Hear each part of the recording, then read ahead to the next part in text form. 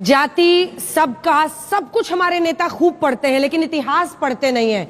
हिंद पथ कहा जाता था राणा सांगा को। 80 घाव जिसके शरीर पर थे, जिसका एक हाथ, जिसकी एक आंख गई थी, लेकिन वो लड़ते रहे ताकि वो हिंदुस्तान को, भारत को एक बड़ा राष्ट्र बना सके। सबके खिलाफ लड़ते रहे, 100 जंग लड़े, 99 जीते। ऐसे व्यक्ति को खुलकर सदन में गद्दार कहना और उसके बाद माफी ना मांगना। लेकिन सूरजपाल अम्मू जी, इसकी वजह से आप थोड़े ना किसी के घर में पहुंच जाइएगा।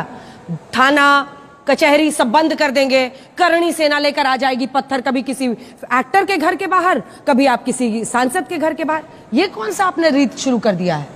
बंसाली का थप्पड़ भूली नहीं हो अंजना जी? अभी नहीं, बिल्कुल नहीं।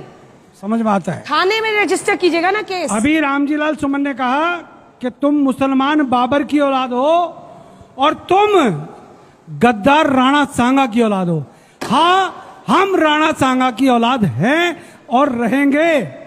तुम लोगों में कौन आ गया? 125 करोड़ हिंदू।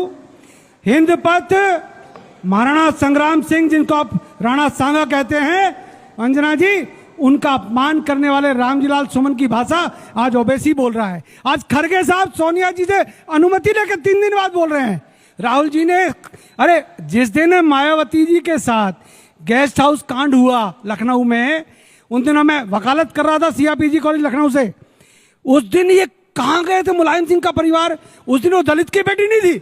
आज ये रामजीलाल सुमन कल शाम को, क्योंकि रामगोपाल यादव रामजीलाल सुमन साहब के घर कल पहुंचे हैं और उनको पता चला ये रामजीलाल सुमन तो दलित है।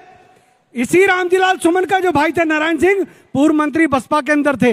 अरे राजनीति तुमने की है, घर में फूट समाजवादी पार्टी के लोगों ने की है। नारायण सिंह और रामजीलाल के बीच में हम लोगों ने नहीं की, ना हमें राजनीति करनी।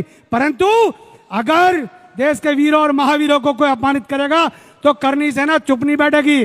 फर्नीचर टूट गया, कुर्सी टूट गई, शीशे फूट गए, अरे बिल भेज दे भैया। करनी सेना चेक नहीं, आरटीजीएस करेगी सीधा, जितना पैसा चाहिए ले ले। परंतु बेइज्जती कराएंगे क्या? सूरजपाल अम्मू को चुनाव नहीं लड़ना। परंतु 1947 के बाद का देश नहीं है, यह हजारों वर्षों पुराना देश है, जहां पर मुगलों से, अंग्रेजों से लड़ाई लड़कर इस देश को आजादी मिली है। अच्छा, इस जोश में सुधांशु जी फंस आपकी पार्टी रही है, क्योंकि मल्लिकार्जुन खड़गे जी कह रहे हैं कि दलित सांसद के साथ ऐसा किया जा रहा है, करनी सेना कर रही है। देखिए, मैं जवाब देता हूं। मल्लिकार्जुन खड़गे जी को तो बोलने से पहले सोचना चाहिए। उनकी पार्टी के एक दलित एमएलए थे, अखंड श्रीनिवास मूर्ति। अगस्त 2020 में उनके घर पे मुस्लिमों ने अटैक कर दिया था। अपनी पार्टी के एमएलए का साथ नहीं दिया, दलित एमएलए का साथ नहीं दिया। किस बात पे? कि उनके भतीजे ने एक पोस्ट किया था जिससे आपत्ति थी, और पीएफआई और एसडीपीआई वाले बाद में इनकी सरकार में ही पाया गया कि उन्होंने सारा गड़बड़ किया था। मगर जो अपनी पार्टी के दलित के साथ नहीं खड़े हुए, अभी मायावती जी वाला एपिसोड तो बताया था, तो यह दर्शाता है कि कितनी। मैं पहले इसमें 2 बात बताना चाहता हूं, एक गंभीर बात लाखों दर्शकों के लिए। औरंगजेब के साथ cutting cross the party line सारे मुस्लिम नेता खड़े हैं। राणा सांगा के साथ बांट दो हिंदू समाज को। गंभीरता से समझिएगा। औरंगजेब के साथ अबू आजमी समाजवादी पार्टी के खड़े हैं, राशिद अल्वी कांग्रेस के खड़े हैं, इमरान मसूद कांग्रेस के खड़े हैं, यहां तक कि इमरान प्रतापगढ़ी जाके उनकी कब्र पे फातिया पढ़ चुके हैं। एमआईएम खड़ा है। तब कोई नहीं कहता कि वो सैयद था या शेख था, वो अशरफ था या अजलफ था या अर्जल था, या वो शिया था या सुन्नी था। जब औरंगजेब शिया रियासतों पर भी अटैक करता था, गोलकुंडा या बीजापुर में से एक शिया रियासत थी। मगर 20% अपना है, 80 में टुकड़े करना है। याद रखो, जो कहा गया है बटेंगे तो कटेंगे। इतिहास ने यह सबूत दिया है कि जब पृथ्वीराज चौहान और मोहम्मद गोरी के बीच, पृथ्वीराज चौहान और जयचंद के बीच में बटे तो मोहम्मद गोरी के हाथों कटे। जब मान सिंह और राणा प्रताप के बीच में बटे तो उस समय अकबर के हाथों कटे। जब छत्रपति शिवाजी महाराज और जयसिंह के बीच में बटे तो औरंगजेब के हाथों कटे। तो याद रखिए, एक रहेंगे तो सेफ रहेंगे, और ये बांट के काटने की राजनीति का षड्यंत्र है। अब रही बात दलित समाज के लिए, एक मैं एकदम ऑथेंटिक डॉक्यूमेंट देता हूं जिसपे कोई बचाव की गुंजाइश नहीं रहेगी। हाल के वर्षों में सबसे बड़े दलित नेता मान्यवर काशीराम रहे। 31 मई 1995 काशीराम जी का रिटन में लेटर है टू द गवर्नर। मैं पढ़ दे रहा हूं। Due to the continuous atrocities on scheduled caste and scheduled tribes and the weaker sections in Uttar Pradesh and consistent lack of justice by the Mulayam Singh Yadav government, we are withdrawing support.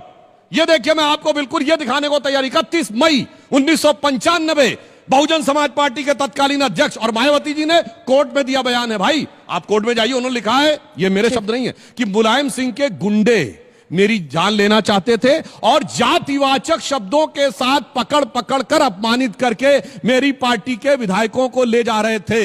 दूसरा, schedule caste का reservation in promotion किसने खत्म किया? मुलायम सिंह की सरकार ने। कैसे खत्म किया? बैक डेट से खत्म किया।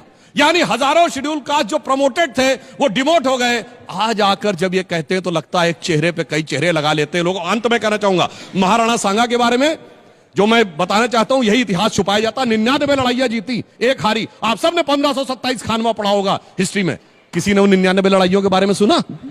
इसीलिए मैं कहना चाहता हूं कि मौन मौन गिर कहते हिलमिल गाथा वीर जवानों की, एक एक पत्थर कहता है करुण कथा बलिदानों की। तरुके पत्ते पत्ते पर अंकित राणा की अमर कहानी है, मिटी नहीं पर्वत पथ से चेतक की चरण निशानी है। जयमल ने जीवन दान दिया, फतेह ने अर्पण प्राण किया, कल्ला ने इसकी रक्षा में अपना सब कुछ कुर्बान किया। सांगा के 80 घाव लगे, मरहम पट्टी थी आंखों पर, फिर भी उसकी ऐसी बिजली सी फिर गई छपाछप लाखों पर। अब भी करुणा की करुण कथा हम सबको याद जवानी है। राणा तू इसकी रक्षा कर, ये सिंहासन अभिमानी।